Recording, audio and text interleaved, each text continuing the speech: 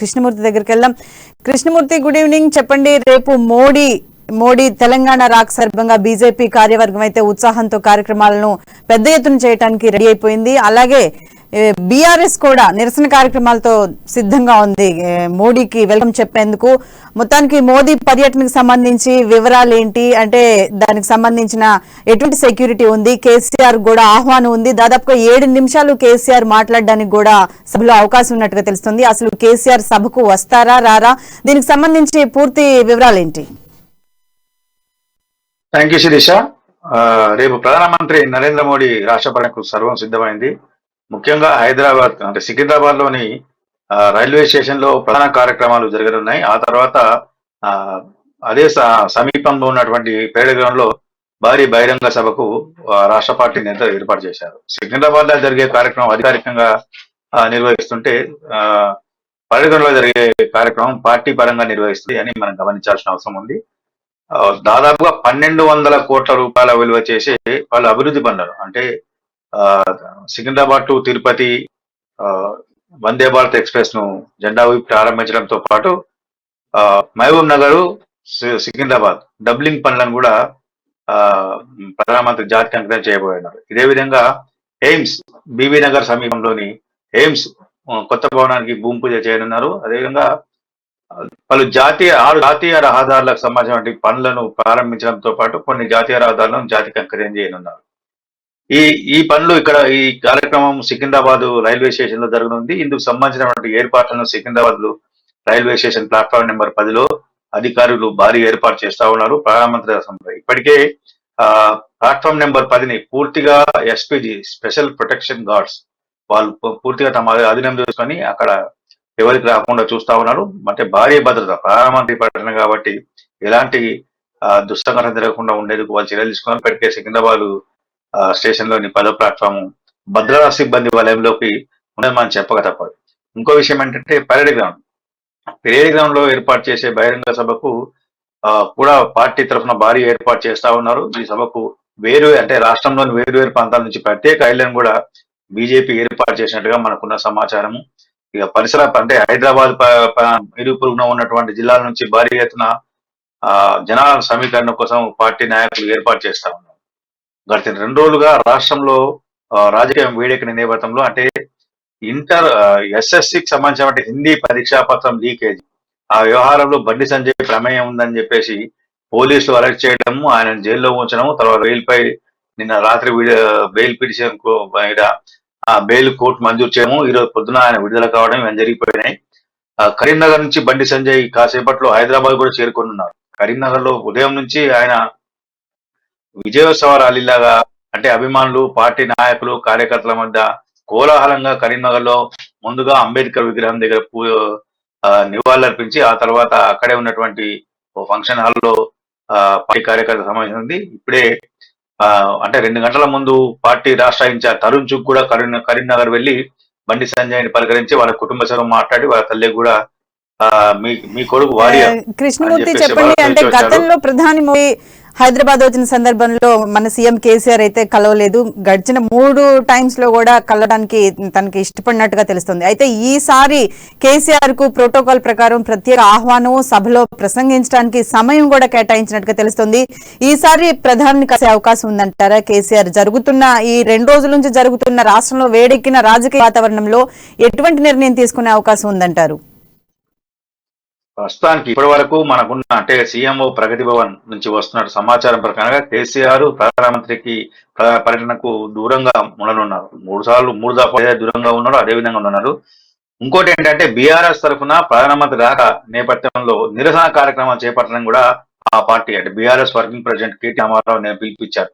సింగరేణి గనులను ప్రైవేటీకరణ చేస్తున్నారు కాబట్టి వాటికి నిరసనగా సింగరేణి వ్యాప్తంగా సింగరేణి గనులు ఆ పరిసర ప్రాంతాల్లో నిరసన కార్యక్రమాలు చెప్పాయి. నల్లారెడ్డి జిల్లా నుంచి నిరసన తెలిపాలి ప్రధానమంత్రికి అని చెప్పేసి కేటీఆర్ పిలిపించారు. అందుకు సంబంధించిన ఏర్పాట్లు చేస్తున్నారు. ఇంకోవైపు ఎన్ఎస్యుఐ కాంగ్రెస్ పార్టీ కూడా బండి సంజయ్ ప్రశ్నాపత్రం లీకేజీకి సంబంధించిన విషయంలో మోడీ సమాధానం చెప్పాలి బహిరంగ సభలు, వాళ్ళు కూడా నిరసన చేపడతామని చెప్పేసి మనకు ఉన్నటువంటి సమాచారము. కాకుండా అధికార పార్టీ ఎమ్మెల్యేల ఇళ్లను చుట్టుముడతాం రేపు ప్రధానమంత్రి రాక సందర్భంగా అని చెప్పేసి ఇప్పటికే ఎన్ఎస్యుఏ ప్రకటించింది. ఈ మొత్తం వ్యవహారం చూస్తుంటే రేపు నగరంలో కానీ రాష్ట్ర వ్యాప్తంగా కొంత ఉద్రిక్త అంటే బీజేపీ ఏమో ఉత్సాహపూరితంగా బహిరంగ సభను ఆ విజయవంతం చేసేందుకు ప్రధానమంత్రి పర్యటన విజయవంతం చేసేందుకు ఏర్పాటు చేస్తా ఉండగా ఇటు ఆ బీఆర్ఎస్ కానీ కాంగ్రెస్ కానీ వామపక్ష పార్టీలు వీళ్ళందరూ కూడా నిరసన కార్యక్రమాలు పిలిపించారు. ఈ నేపథ్యంలో రాష్ట్రంలో కొంత హడావిడి అలజడి ఆ ఇవన్నీ ఆందోళన ఈ మూడు ఉండే అవకాశాలు కనిపిస్తా ఉన్నాయి శిరీష. ముఖ్యంగా ఏదైతే సింగరేణి కార్మికులకు దిశానిర్దేశం చేసినట్టుగా తెలుస్తుంది. పెద్ద ఎత్తున ధర్నా కార్యక్రమాలు నిరసన కార్యక్రమాల్లో కూడా పాల్గొనాలి అని చెప్తున్నారు. ఏదైతే ఈ సింగరేణి కార్మికుల సమస్య ఏదైతే ఉందో అది ఎందుకని ఇంత పెద్ద ఎత్తున ఉద్యమానికి శ్రీకారం చుట్టినట్టుగా తెలుస్తోంది కార్మిక వర్గం? గత కొంతకాలంగా సింగరేణిని ప్రైవేట్ పరం చేశారని చెప్పేసి నరేంద్ర మోడీ ప్రభుత్వం ప్రయత్నం చేసిన బీఆర్ఎస్ ఎప్పటికప్పుడు ఆరోపిస్తా ఉన్నది. దానికి సంబంధించిన విషయంలో ఎప్పటికప్పుడు కూడా బీజేపీ కూడా దాన్ని ఖండిస్తా ఉంది. వాస్తవానికి సింగరేణిలో రాష్ట్ర ప్రభుత్వం పాట 51%, కేంద్ర ప్రభుత్వం పాట 49%. అలాంటప్పుడు కేంద్ర ప్రభుత్వం నిర్ణయం తీసుకున్నా ఎలా సాధ్యమవుతుంది అనే విషయంలో కొంత బీజేపీ ఎప్పటికప్పుడు క్లారిఫికేషన్ చేపటికి అధికార బీఆర్ఎస్ పార్టీ మాత్రం దాన్ని తిప్పికొట్టేందుకు ప్రయత్నం చేస్తా ఉంది. ప్రొద్దున కూడా ఈరోజు హుజురాబాద్ ఎమ్మెల్యే పార్టీ సీనియర్ నేత ఈటల రాజేందర్ పార్టీ కార్యాలయంలో ప్రెస్ కాన్ఫరెన్స్ పెట్టి ఇప్పటికే సింగరేణిని రాష్ట్ర ప్రభుత్వం అన్ని సింగరేణి గన్లను ప్రైవేటు వ్యక్తులకు ఇచ్చారు, ప్రైవేట్ వ్యక్తులు దారదత్తం చేశారు.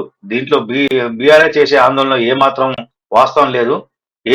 ఏ గన్లను ఎవరికి ఇచ్చారు ఏందనే విషయంలో చర్చించేందుకు కూడా నేను బహిరంగ చర్చకు సిద్ధమని చెప్పేసి అధికార బీఆర్ఎస్ పార్టీకి సవాల్ ఇస్తారు. కావాలని ప్రధానమంత్రి మోడీ పర్యటనను రాజకీయం చేసేందుకు బీఆర్ఎస్ చేయడం పట్ల ఆయన ఆగ్రహం వ్యక్తారు. వాస్తవానికి ఏంటంటే రాష్ట్రంలో సుమారుగా 1200 కోట్ల రూపాయల విలువ చేసే అభివృద్ధి పనులకు ప్రధానమంత్రి మోడీ రేపు ప్రారంభోత్సవాలు చేయబోతున్నారు, కొన్నిటి శ్రీకారం చుట్టబోతున్నారు. ఈ నేపథ్యంలో రాష్ట్ర ప్రభుత్వం ప్రధానమంత్రికి ఒకవేళ విపక్షమైనప్పటికీ ఏదైనప్పటికీ ఆ రాష్ట్ర అభివృద్ధిని ఆకర్షణ దృష్టిలో పెట్టుకొని ప్రధానమంత్రిని సాధారణంగా ఆహ్వానించి గౌరవించాల్సిన అవసరం ఉంది. అయితే ఇందుకు భిన్నంగా గత కొంత కాలంగా ఇప్పటికీ 3 సార్లు రాష్ట్ర పర్యటనకు వచ్చినప్పటికీ ప్రధానమంత్రి రైట్ కృష్ణమూర్తి, ఓవరాల్ గా రేపు మోడీ యాత్ర ఎలా సాగబోతోంది? అంటే మోడీ వరాల జల్లు కురిపిస్తారా తెలంగాణ మీద? నెక్స్ట్ ఎలక్షన్స్ స్టార్ట్ అవుతుంది కాబట్టి ప్రత్యేకంగా తెలంగాణ మీద ఫోకస్ పెట్టినట్టుగా కూడా తెలుస్తోంది బీజేపీ వర్గాలు. నెలకొకసారి తెలంగాణకు వచ్చే అవకాశం కూడా ఉంది ఇక నుంచి ప్రధాన కార్యవర్గం అని కూడా చెప్తూ ఉన్నారు. ఓవరాల్ గా ఏంటి? ఖచ్చితంగా రేపు అంటే గడిచిన 10 సంవత్సరాలుగా అంటే మోడీ పాలన ప్రారంభమై 9 సంవత్సరాలు అవుతుంది. అంటే 2 దఫాలుగా 9 సంవత్సరాలు తెలంగాణకు ఏమిచ్చాము, భవిష్యత్తులో ఏం చేయబోతున్నాం, ఏమిస్తున్నాం అనే విషయాన్ని ప్రధానమంత్రి మరోసారి పర్యటన గ్రౌండ్ వేదికగా రాష్ట్ర ప్రజలకు వివరించే అవకాశాలు అయితే ఉన్నాయి. ముఖ్యంగా అంటే బండి సంజయ్ని రాష్ట్ర ప్రభుత్వం అరెస్ట్ చేసి ఇబ్బందుల పాలు చేయడం, ఆయనను వ్యక్తిగతంగా కొంత హింసకు గురి చేయడం, వీటన్నింటినీ కూడా ప్రధాని ప్రత్యక్షంగా కాకుండా పరోక్షంగా ప్రస్తావించే అవకాశం అయితే ఉన్నాయి. మరోవైపున ప్రధానమంత్రి రాష్ట్రానికి ఏం చేయలేదు అన్న విషయాన్ని కూడా తోసిపుచ్చడానికి కోసం ప్రధానమంత్రి నచ్చిన కొన్ని సంవత్సరాలు నేను ఏమిచ్చాను అనే విషయాన్ని కూడా స్పష్టం చేసే అవకాశం ఉంది. ఇదే సమయంలో రాష్ట్ర ప్రభుత్వం వేరువేరు అంటే కేంద్రం మంజూరు చేసిన పథకాలకు రాష్ట్ర ప్రభుత్వం తన వాటగా కొంత మూలధనం ఇవ్వాల్సిన అవసరం ఉంది, కొంత పెట్టుబడి పెట్టాల్సిన ఉంది, మౌలిక సదుపాయం కల్పించాల్సిన అవసరం ఉంది.